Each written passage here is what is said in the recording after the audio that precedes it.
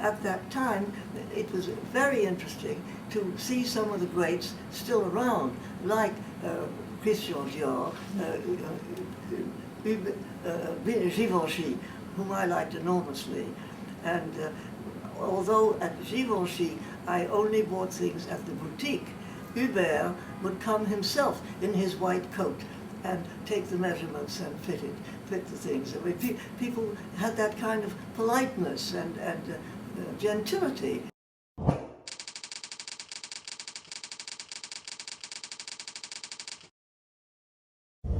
Matisse was an old man by then, and a good deal of the time he worked in bed. But he had a certain professorial side, and seeing me as a young person interested, he would explain to me, for instance, how he went about illustrating a book of poetry. When he did these great paper cutouts, which were characteristic of the last years, he was no longer able to work standing up and to paint. So he invented this technique of taking sheets of brightly colored paper and cutting right in with scissors, not even making a line first, but drawing with the scissors, cutting out the shapes. And then his assistant, under his guidance, would pin them onto the wall in certain shapes.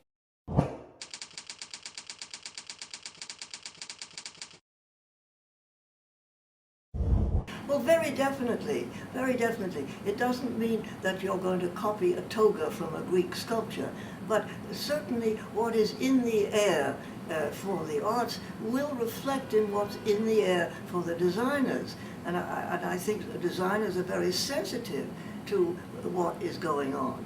I think there's a very definite parallel current.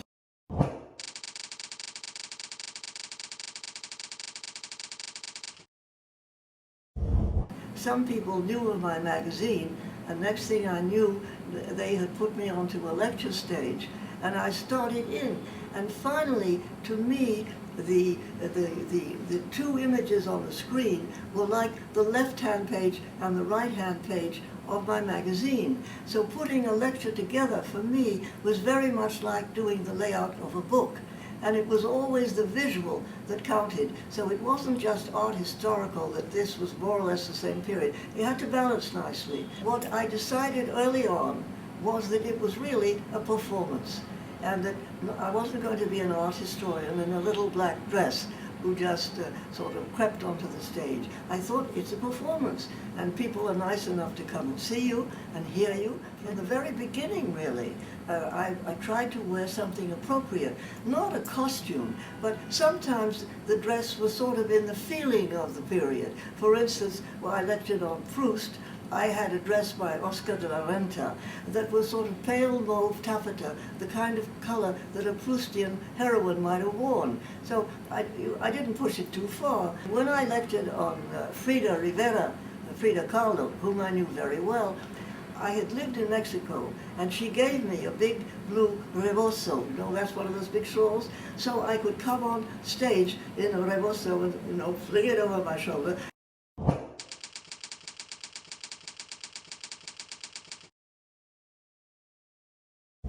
Well, I've only had my own. I'm vintage myself by now. So, no, I'm all for it. I mean, I love the idea of going into a shop and getting some Balenciaga from some great year. Love the idea. I still own a full-length scarlet silk coat by Balenciaga, and I'm holding on to it.